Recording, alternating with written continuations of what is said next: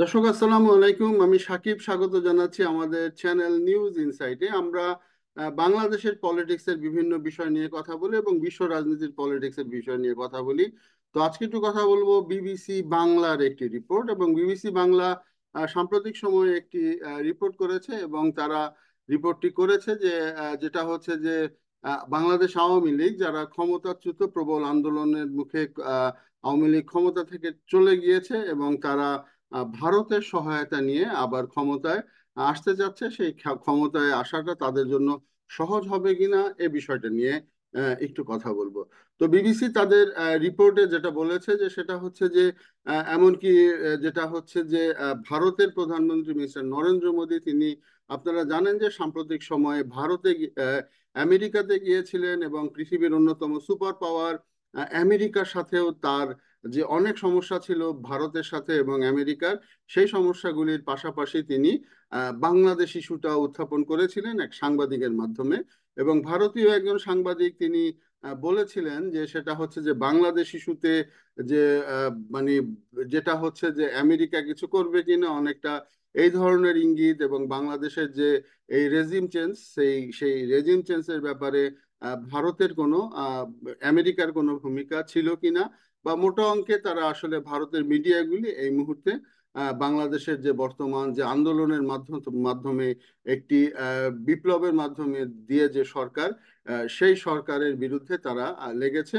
এবং তারা তাদের যে দীর্ঘদিনের এলাই, যে ভারত, অর্থাৎ ভারতের যে দীর্ঘদিনের এলাই শেখ হাসিনা এবং আওয়ামী লীগ, তাকে আবার ক্ষমতায় আনার জন্য চিন্তা ভাবনা করছিলেন আমেরিকার সাহায্য নিয়ে।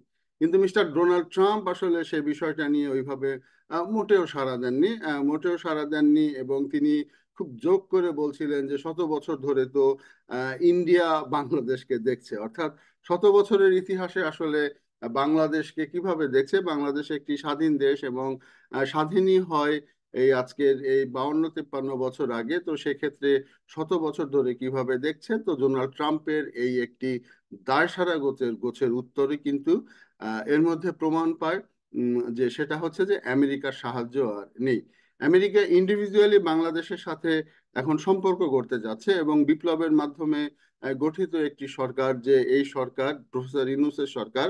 প্রফেসর ইউনূসের আপনারা জানেন যে ইন্টারন্যাশনাল এক্সপোজার অনেক গুণে বেশি, এবং এই মুহূর্তে পৃথিবীর যে কোনো রাষ্ট্রনায়কই বলেন না কেন, তাদের চেয়ে কিন্তু প্রফেসর ইউনূসের ইন্টারন্যাশনাল এক্সপোজারটা অনেক বেশি। অর্থাৎ আরেকটু যদি বলি, যেমন মনে করেন ডোনাল্ড ট্রাম্পের যদি সম্পর্ক ধরেন, তার নির্দিষ্ট এলাকার মধ্যে এর বাইরে থেকে নেই।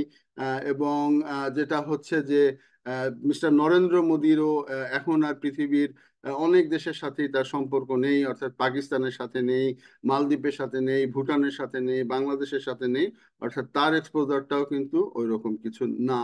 তো যেটা হচ্ছে যে এখন আমেরিকার আমেরিকার দরকার বিজনেস, আমেরিকার অন্য কিছু দরকার নাই। তো ইতিমধ্যে যেটা হচ্ছে যে সেটা হচ্ছে যে ইলন মাস্ক হচ্ছেন গিয়ে যে ডোনাল্ড ট্রাম্পের একজন অন্যতম ব্যবসায়িক সহযোগী। সেই ইলন মাস্কও কিন্তু যেটা প্রফেসর ইউনূসের সাথে কথা বলেছেন, এবং প্রফেসর ইউনূসের সাথে কথা বলে বাংলাদেশের সাথে ব্যবসা বাণিজ্যের কথা বলছেন।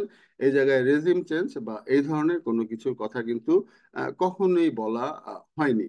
তো এবার আসেন যে আওয়ামী লীগের নির্ভরশীলতা, যেটা বিবিসি দেখিয়েছে যে আওয়ামী লীগের নির্ভরশীলতা কতটুকু। আওয়ামী লীগ আসলে শুরু থেকেই একটি ভারত নির্ভর দল। সে আওয়ামী লীগের প্রতিষ্ঠা থেকেই কিন্তু ভারত নির্ভর নির্ভর দল।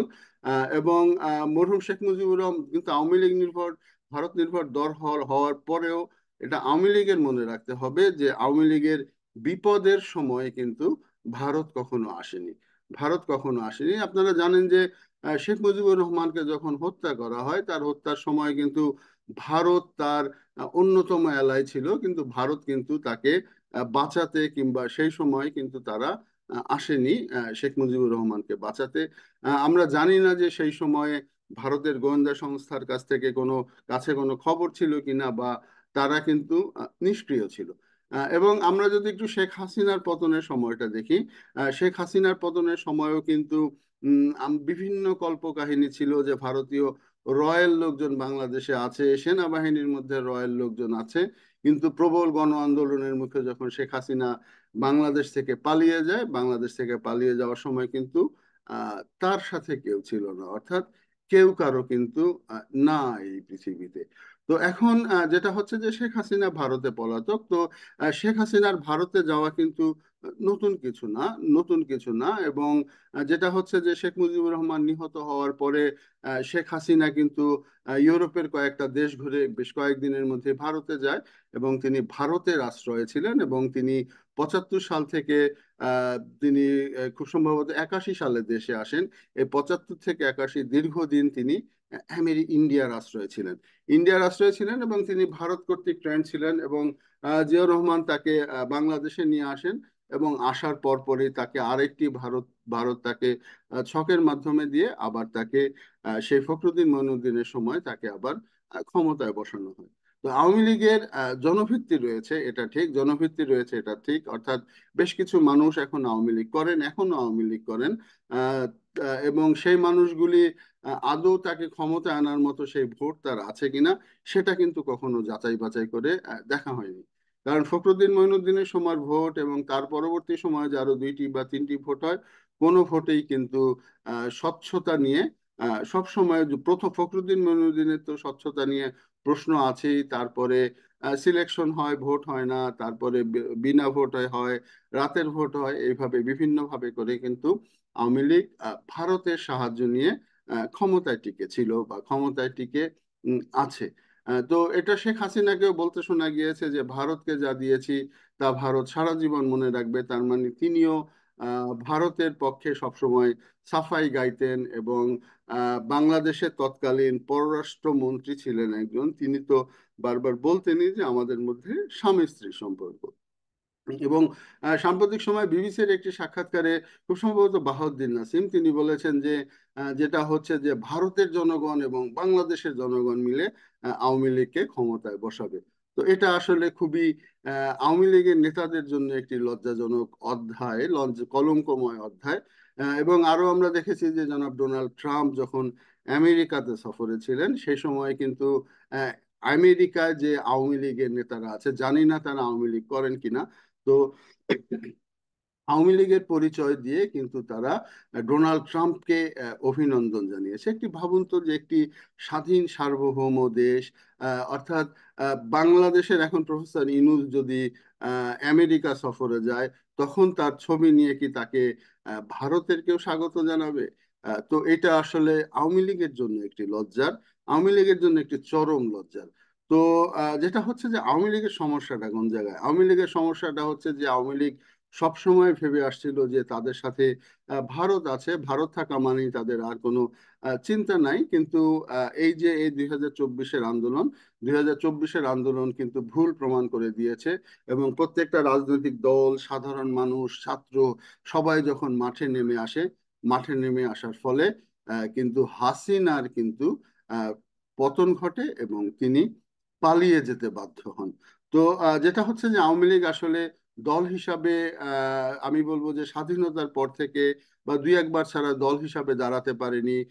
তারা সব সময় চিন্তা করেছে ভারত যেহেতু আছে, কারণ ভারতের ক্ষমতাসীন বর্তমান দল এবং আগের কংগ্রেস, দুইটি দলই কিন্তু হাসিনার এলাই ছিল। এবং কংগ্রেসের সাথে বলতে গেলে এক ধরনের আত্মীয়তার সম্পর্ক, অর্থাৎ খুবই আত্মীয় যেমন থাকে ঠিক সেই ধরনের একটি সম্পর্ক। যার ফলে হাসিনার নেতৃত্ব কেউ দাঁড় হতে মানে হাসিনার বিকল্প কেউ আওয়ামী লীগে আসেনি। আওয়ামী লীগের হাল ধরার মতো কেউ নাই। আওয়ামী লীগের কর্মীরা এখন শুধুমাত্র দুই একটি জেলার কিছু সংখ্যক কর্মীরা ছাড়া আর কেউই কিন্তু এখন আর প্রকাশ্যে আওয়ামী লীগের কথা বলেনি। আমরা কিন্তু এরশাদের আমলে দেখেছি, এরশাদ পতনের পরেও রংপুর এলাকাটায় কিন্তু বা বিভিন্ন জায়গায় এরশাদের অনেক ভক্ত ছিল। আর বিএনপি তো বিভিন্ন আন্দোলনের মুখে দু একবার ক্ষমতা ছাড়লেও যেদিন ক্ষমতা ছেড়েছে সেই দিনই তারা পল্টনে গিয়ে বড় মিটিং করেছে, কারণ তাদের জনগণের একটি ভিত্তি ছিল, জনবলের একটি ভিত্তি ছিল, যে ভিত্তিটা আওয়ামী লীগের নেই। তো শেষ কথা হচ্ছে যে আওয়ামী লীগ ভারত নির্ভর দল। আওয়ামী লীগ কখনোই বাংলাদেশের জনগণের কথা বলেনি। জনগণের এই দেশ থেকে তারা এসেছে তার বাবার হত্যার প্রতিশোধ নিতে। এবং এই দেশটা আওয়ামী লীগ নিয়েছিল তাদের একটি উম, আয়ের একটি উৎস হিসাবে। এবং তারা বিদেশে কোটি কোটি টাকা পাচার করেছে, ভারতে পাচার করেছে অনেক। আওয়ামী লীগের এমপি, আপনারা জানেন যে আনার নামে একজন এমপি ছিল, বিনা ভোটের এমপি, তাকে কিন্তু ভারত কিন্তু তাকে শেষ করে দেয়। এবং তার অনেক টাকা এই মুহূর্তে অনেক নেতারা পালিয়ে রয়েছে ভারতে। তো আপনারা কি মনে করেন ভারতে পালিয়ে থাকলে পরে তারা সেখানে আরাম আয়েশে আছে? মোটেও না। তাদেরকে কিন্তু বিনামূল্যের বিরাট অঙ্কের টাকা দিয়ে থাকতে হয়। এবং সেই টাকাটাও কিন্তু এখন বাংলাদেশ থেকে যাচ্ছে। তো এ বিষয়ে আশা করি যে তারা কিভাবে টিকে আছেন, তারা চলতে কোত্থেকে টাকা পায়, এই বিষয়টাও কিন্তু এই সরকারের দেখা উচিত। একটু হলিস্টিক অ্যাপ্রোচে একটু খোঁজ খবর নেওয়া উচিত যে কিভাবে যাচ্ছে। যে কোনো একটা দুইটা কেস টার্গেট করা হোক, যেমন ওবায়দুল কাদেরের টাকাটা কোত্থেকে যাচ্ছে, তার আত্মীয় স্বজন বন্ধু বান্ধব সবার খোঁজ খবর নেওয়া হোক, যে কোন অ্যাকাউন্ট থেকে কিভাবে তিনি দেশ থেকে এখনো টাকা পাচার করছে। অর্থাৎ শেষ কথা হচ্ছে যে না, ভারতের পক্ষে আসলে এক নির্ভর হয়ে লাভ নাই। কিন্তু দলটি এখন ভারত নির্ভর। এই ভারত নির্ভরতা যদি কাটাতে না পারে, তাহলে এই দলটি হয়তো আগামী কয়েক বছরের মধ্যেই আহ, আহ, জনসমর্থন হয়ে উঠবে। নতুন দল হচ্ছে, যদিও এখানে ভোটের কিছু ইকুয়েশন আছে, এখনো আওয়ামী লীগের কিছু ভোটার রয়েছে, তারা আদৌ নতুন দলকে ভোট দেবে কিনা, বা তারা জামাতের সাথে মিশে যাবে কিনা, বিএনপির সাথে তারা মিশবে না।